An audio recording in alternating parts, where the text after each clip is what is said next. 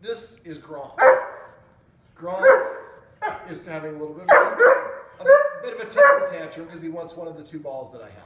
Now, one of the problems that he has is he steals things, and then when his guardians go to remove them from him, he gets kind of aggressive with them. He doesn't want them to. So we want to teach him to drop. Now, the way I teach a dog to drop is by getting what we call a low-value item. Now, I tried to do this earlier with a bully stick. That was too high a value item for him. You want it to be a toy that he is comfortable with and isn't particularly new or exciting, which is why you grabbing the treat out of your car might not have been the best one. So there we go. So now I'm going to toss the ball.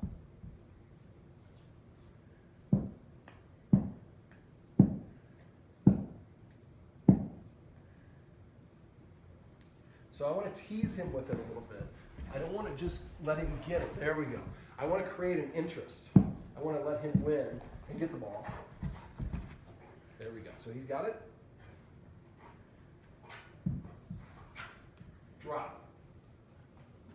So what it is, there we go. The bully sticks are out here, which is where he's going. So basically, this is the Guardians have really only bought him one toy at a time. He would destroy it, and then would buy another. So what I would recommend is going and getting yourself like $50 worth of toys. Amazon is going to be cheaper than pet stores. Get an assortment of nylobones, antlers. Antlers go for length, not girth. They're based on the mass, and they're kind of expensive. So you want to get antlers, nylobones of a variety of shapes and colors and sizes and tastes. They'll come in flavors, as well as real bones. And then have a box so you can put them in there. So this way he has stuff that he gets used to playing with. And we want to kind of tease him with it a little bit. So, if I just give it to him, it doesn't hold a lot of interest to a dog. But if I don't let him have it, and he's got to work, and I tease him a little bit, he's more interested in getting it. There we go.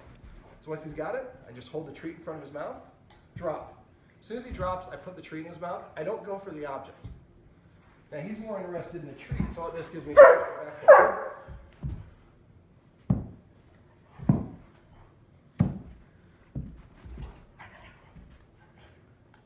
Drop. You're going to have to work with him when he's got a hard bite. Got part of my finger. So what we want to do is we want to continually let him have it. So when he has a bone, not a bone, because bones are something that he's been a little bit aggressive over, a toy. So like maybe a Kong, stuffy, a plushie, whatever they are, that he's got and he's chewing on, just walk over, sit, put it right in front of his nose like this, and wait. Now, if he has, you mentioned earlier, he'll try to put 3 balls in his mouth. So we want to wait. As soon as he drops it, and we put his mouth and just say the word drop. Now, we practice what we call low-value items. Even though this is a toy and he likes it, it's not the same thing as a sit.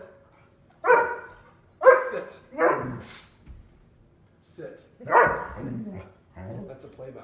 There you go. So it's not the same thing as a high value item. I forgot you have a hard mouth. This isn't going to be a good idea.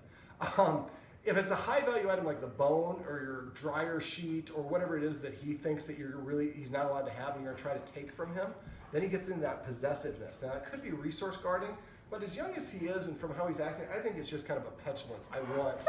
Don't come near me when I got my favorite toy. So if we have an abundance of toys, number one, that makes them less valuable because there's a whole bunch of them. So get 2 of everything that you're getting him so there's always a replacement. And then let him have it, and when he gets used to it, when he gets used to playing with it, just walk up to him, hold it in front of his nose. Don't encourage him at all. Don't say anything. Just wait for him to drop it. And when he does, pop it in his mouth, say the word drop, then let him get back the item. You don't care about the item. So all we want to do is we want to shape his behavior so that he is trained or conditioned to drop when he hears the drop command because he's expecting to get one of these. Sit. Sit. After a while, if you say drop and he has like a steak in his mouth, he drops it anticipating getting the high value treat. Now a steak might be hard because it's a high value item itself. But the more we practice this with low value items, the easier it is for him to give up high value items on his own when we give him the command. So this is how we teach our dog to drop to prevent them from developing a bad habit of stealing things and having us chase them to try to get them because that's what they want. So just teaching your dog to drop will go a long ways towards helping eliminate that problem. Right, Gronk? Sit. Shake. All right. give you a treat anyways. All right, cool.